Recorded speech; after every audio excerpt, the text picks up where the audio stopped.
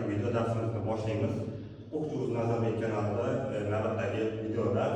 Aynan O'qituvchi Nazarbek kanali haqida qisqacha ma'lumot berib o'tmoqchiman. Aynan O'qituvchi Nazarbek kanali Telegram, Instagram hamda YouTube'da mavjud.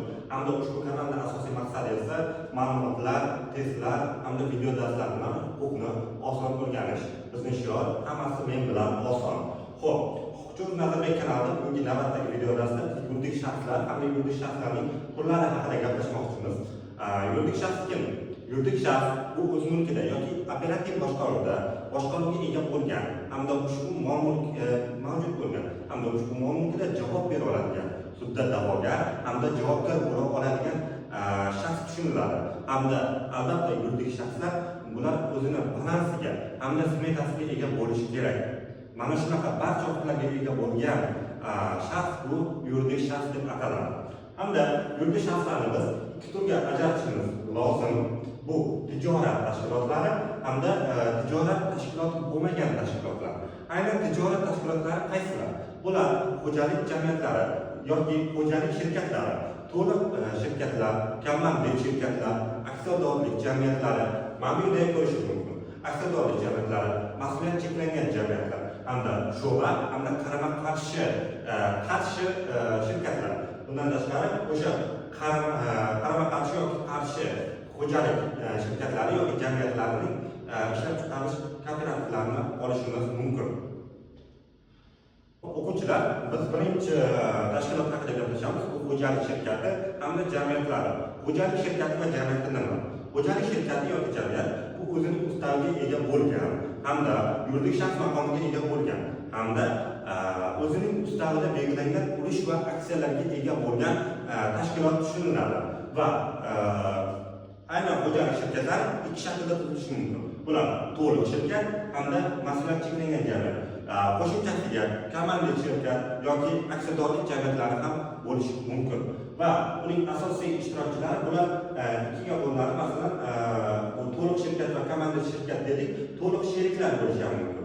Aynan to'liq sherik degani bu faqat yakka tadbirkor tomonidan yuritiladigan yoki yakka bir fuqaroga tegishli bo'lgan, ya'ni tadbirkorga tegishli bo'lgan fuqarolik tashkilotlari bo'lishi mumkin.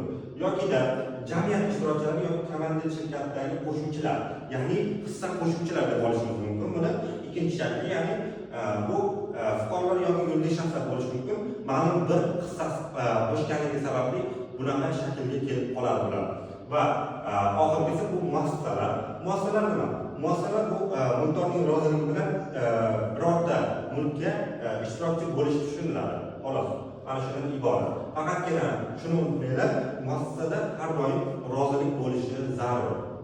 Bizda keyingisi bu to'liq shirkat. To'liq shirkat nima? To'liq shirkatga qisqacha ta'rif berish xato. To'liq shirkatning bir nechta asosiy talablari mavjud. Ushbu talablarga ega bo'lgan tashkilot bu to'liq shirkat deyiladi. Masalan nima? Birinchisiga e'tibor qaratamiz. Aynan ishtirokchilar o'rtasida tuzilgan shartnoma asosida faoliyat yurituvchi, ishtirokchilar shirkat nomidan tadbirkorlik faoliyatini amalga oshiruvchi hamda ishtirokchilarning shirkatning majburiyatlari bo'yicha o'zlarining barcha ma'lumot bo'yicha javob berish. Ya'ni uchta asosiy shartnoma bo'yicha tuziladi. O'zining ma'lumoti bo'yicha javob beradi ishtirokchilar o'rtasida va tadbirkorlik faoliyatini amalga oshiradi. Uchta asosiy belgiga ega bo'lsa, bu to'liq shirkat bo'ladi. Va eng bitta zo'r ma'lumot aytib o'tib ketaman shu yerda, bu eng xavfli tashkilot to'liq hisoblanadi aslida. Nima uchun? Chunki ishtirokchilar o'zining hissasi yoki barcha shaxsiy ma'lumot bo'yicha ham javob berishi mumkin. Ya'ni siz to'liq shirkatga qo'shildingizmi? Agar shirkatingizda qanaqadir nima bo'lishi mumkin? Ya'ni qulasa yoki qanaqadir foydadan zarari ko'payib ketadigan bo'lsa, o'zingizning ma'lumotingiz bo'yicha ham javob berib qolishingiz mumkin. Va qisqacha nima deb aytish mumkinligini yana qaytarib beraman. Aynan bir shaxs faqat bitta to'liq shirkatda ishtirok eta oladi. Har doim firma nomi esa qonun belgilangan talablarga muvofiq bo'lishi shart. Bu nima degani? Bitta shaxs faqatgina bitta shirkatda to'liq shirkatda ishtirok eta oladi. Bizda keyingisi bu komandit shirkat. Komandit shirkat haqida qisqacha aytib o'taman. Komandit shirkatda ikkita ishtirokchi bo'ladi. Ikki xil ishtirokchi. Xuddi birinchi ko'rib o'tgan xo'jalik shirkatiga o'xshash bo'ladi. Aynan komandit shirkatda ikki xil ishtirokchi. Masalan, birinchisi bu to'liq sherik, ikkinchisi hissa qo'shuvchi. Boya to'liq sherik va hissa qo'shuvchi haqida gaplashdik. To'liq sherik nima degani? To'liq sherik shirkatning butun huquqlariga ega bo'ladi. Tadbirkorlik faoliyatini yuritadi. shirkatning qarzlari bo'yicha ham o'z ma'lumoti bilan javob berishga majbur bo'ladi. Bu to'liq sherik hisoblanadi, ya'ni to'liq huquqlarga ega. Endi hissa qo'shuvchilar bo'lsa, bu qisqasi nima? Faqatgina hissa qo'shadi va shirkatni boshqarishda qatnashmaydi. Faqatgina agar zarar bo'ladigan bo'lsa, o'zining hissasi bo'yicha javob berishi mumkin. Shunaqa talablar qo'yiladi hissa qo'shuvchilarga. Xo'p, keyin esa komandit shirkatga oid qonunchilikda norma mavjud, ya'ni komandit shirkatlarda to'liq shirkat haqidagi qoidalar ham qo'llaniladi. Ya'ni to'liq shirkat haqida bundan oldin biz taqdimot qildik. Aynan o'sha to'liq shirkat haqidagi qoidalar ham qo'llanilishi mumkin. Aynan 13-modda komandit shirkat haqidagi norma mavjud edi. Xo'p, komandit shirkat qisqacha aytaman, bir gap bilan degan rukun bu. Aynan nima degani? Bir uyda ikkita xonadon bor, biri boshqaradi, biri mol-mulki bilan javob beradi. Ikkinchisi faqat pul qo'yadi va xavf cheklangan. Bu degani, aynan to'liq sherik bilan hissa qo'shuvchilar haqida gap ketyapti. Bu to'liq sherik bu boshqaradi, to'liq huquqlarga ega. Hissa qo'shuvchi esa faqatgina hissa qo'shadi, lekin xavfi cheklangan bo'ladi. Faqatgina pul qo'shish. Xo'p, o'quvchilar, bizdan keyingisi bu mas'uliyati cheklangan jamiyat. Mas'uliyat cheklangan jamiyat nima? Mas'uliyat cheklangan jamiyat bir yoki bir nechta shaxs tomonidan tashkil etilgan hamda ustav fonida o'zining ulushlariga ega bo'lgan jamiyat hisoblanadi. Va mas'uliyat cheklangan jamiyat o'zi asosiy qoidasi mavjud. Siz mas'uliyat cheklangan jamiyatga foyda kiritdingizmi yoki pul kiritdingizmi, qanaqadir mablag' kiritdingizmi?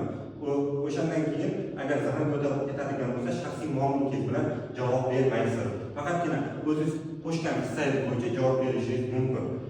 Bu nima degani? Ya'ni degan rukunga e'tibor qaratasiz. Aynan MTJ ishtirokchisi 10 ming so'm hissa qo'shadigan bo'lsa, jamiyat 1 million so'm qarz to'plasa ham u ko'pi bilan 10 ming so'mni yo'qotishi mumkin.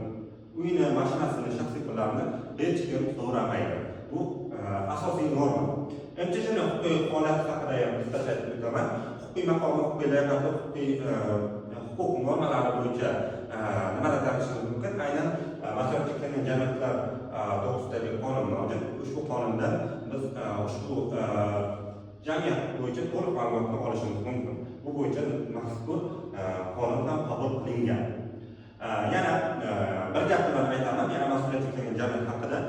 Mas'uliyat cheklangan jamiyat degani bu ishtirokchilar faqat o'zini pul qo'ydi-ku, o'sha pul bo'yicha javob bera oladigan va o'z mulki bilan, o'z uyi bilan yoki shaxsiy mulki bilan javob bermaydigan hamda O'zbekistonda keng tarqalgan tashkiliy huquqiy institut yoki shakl hisoblanadi. O'quvchilar, bizdan keyingisi bu aksiyadorlik jamiyati. Aksiyadorlik jamiyati nima? Bu ustav fondida har bir ishtirokchi ma'lum miqdordagi aksiyalarga bo'lingan shakl hisoblanadi, ya'ni jamiyat hisoblanadi va undagi ishtirokchilarning hammasi aksiyadorlar deb ataladi. Aksiyadorlar nima qiladi? Aksiyadorlar jamiyatida o'zining qarzlari bo'yicha shaxsiy mol-mulk bilan javob bermaydi. Xuddi eslang, MTJda ham xuddi shunaqa. Lekin zarar bo'lgan taqdirda aksiyador o'ziga tegishli bo'lgan aksiyalarni qiymat doirasida javob berishi mumkin.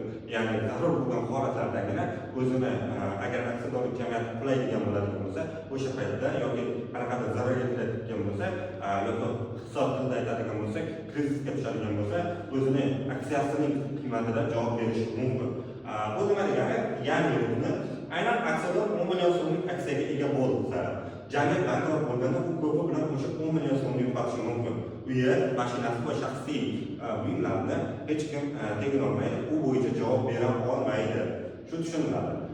Va bir gap bilan rukuni bo'yicha aksiyadorlik jamiyatda asosiy bu ishtirokchilar bo'yicha aksiyalariga qo'ygan pullari miqdorida javob beradigan va aksiyalar bo'yicha kengroq pul jalb qila oladigan jamiyat hisoblanadi aksiyadorlik jamiyati. Menimcha bu tushunarli. O'quvchilar, sho'ba xo'jalik jamiyati haqida gaplashamiz. Xo'jalik jamiyati nima? Qisqacha aytaman, ikkita jamiyat bor. Ikkita jamiyatni bittasi boshqaruvchi huquqiga ega, bittasi buyruq beruvchi yoki boshqaruvchi huquqiga ega, ikkinchisi uning buyrug'ini bajaruvchi, ya'ni kichik xizmatkor deb olaylik. O'shanaqa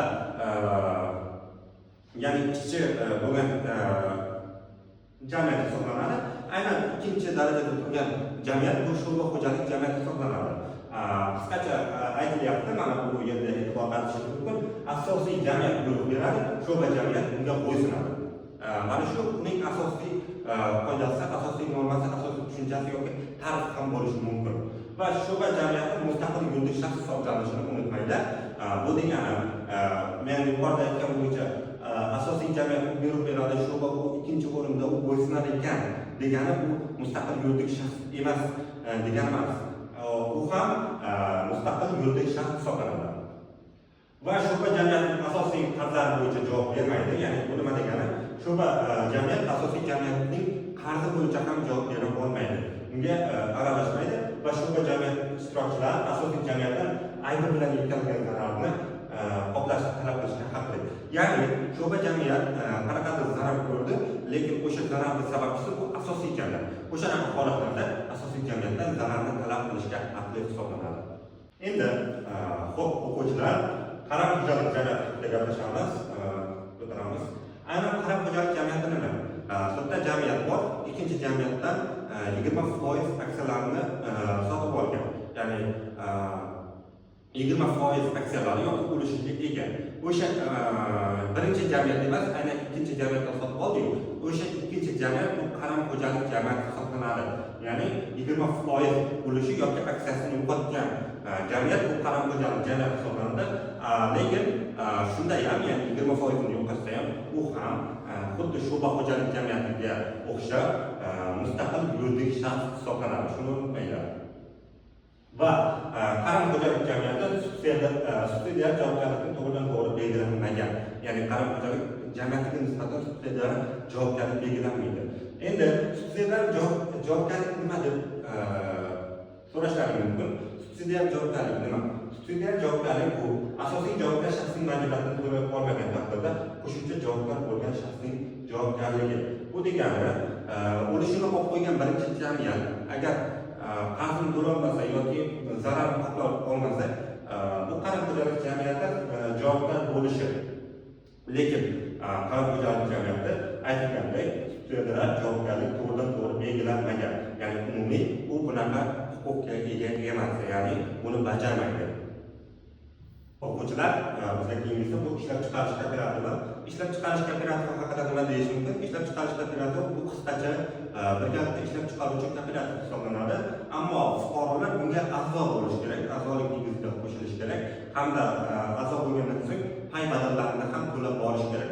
O'shanaqa tashkilot bu ishlab chiqarish kooperativi hisoblanadi.